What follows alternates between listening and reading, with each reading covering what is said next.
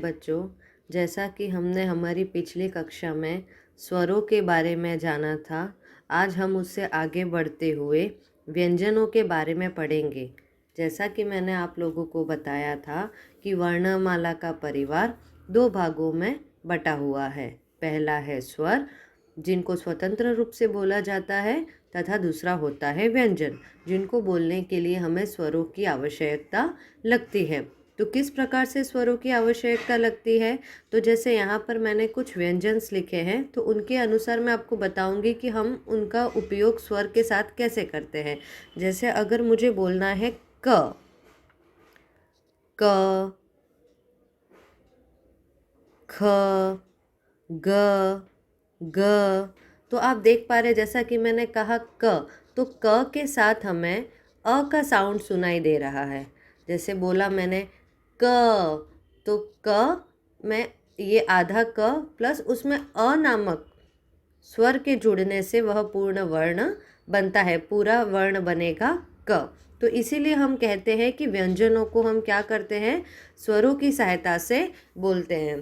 तो यहाँ पर देख लीजिए, एक बार मैं सारे व्यंजन आपको पढ़कर सुना देती हूँ कि उनको किस प्रकार से बोला जाता है, क्योंकि बहुत सारे लोग जो होते हैं वह व्यंजनों का सही उच्चारण नहीं करते हैं, जिसकी वजह से हिंदी भाषा लिखते समय भी वह बहुत सारी त्रुटियाँ करते हैं।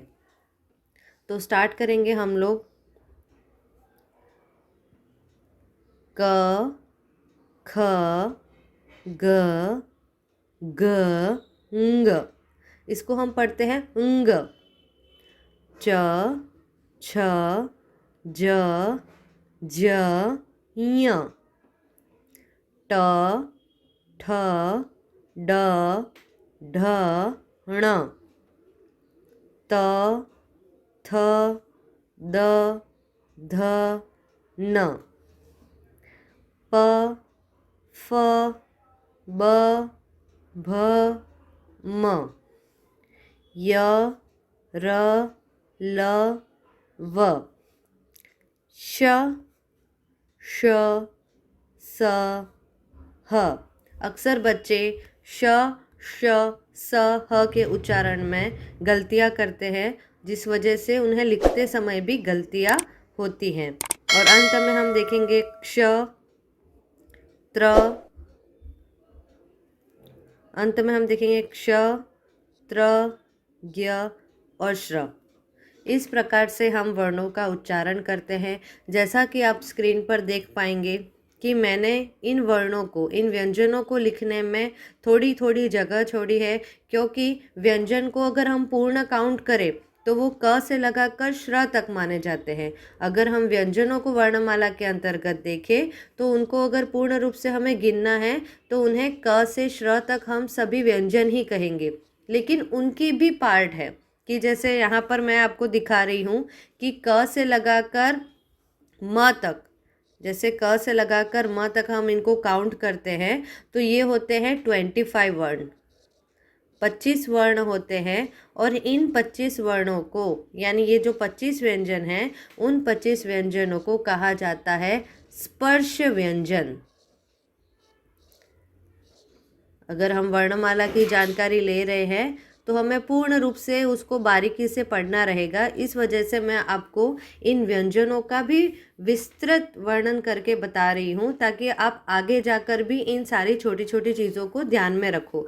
तो जैसा कि क से लगाकर म तक ये 25 व्यंजन होते हैं, जिन व्यंजनों को हम स्पर्श व्यंजन के नाम से जानते हैं। अब इन्हें स्पर्श व्यंजन क्यों कहा जाता है? क्योंकि इन सारे वर्णों का जब हम उच्चारण करते हैं तो हमारी जो जिह्वा है, यानी हमारे मुख के अंदर जो टंग होती है, वो हमारे मुख के यानी मुंह के अलग अलग पार्ट को स्पर्श करती है, इसीलिए उन्हें स्पर्श व्यंजन कहा जाता है। जैसे अगर हम देखेंगे कि हम क, ख, ग, ng ऐसा उच्चारण करते हैं तो हमारा साउंड कंठ से आता है। च की जगह जब हम च का उच्चारण करते हैं तो हमारी जिह्वा कहीं और लगती है। ट, ठ, ड, ढ, ण में अलग होती है। त, थ, द, ध, न में हमारी जो जिह्वा है वह हमारे टीथ को स्पर्श करती है। और प, फ, ब, भ, म में हमारे सिर्फ होठ हिलते हैं, यानी हमारे मुख का जो पार्ट है वह कहीं ना कहीं अलग अलग जगह पे स्पर्श होता है, इसीलिए इन्हें क से लगाकर म तक के व्यंजनों को हम स्पर्श व्यंजन के अंतर्गत रखते हैं। तो आई होप आपको ये समझ में आया होगा कि क से लगाकर म तक जो यह 25 वर्ण होते हैं उन्हें स्पर्श व्यंजन के अंतर्गत रखा जाता है। धन्यवाद।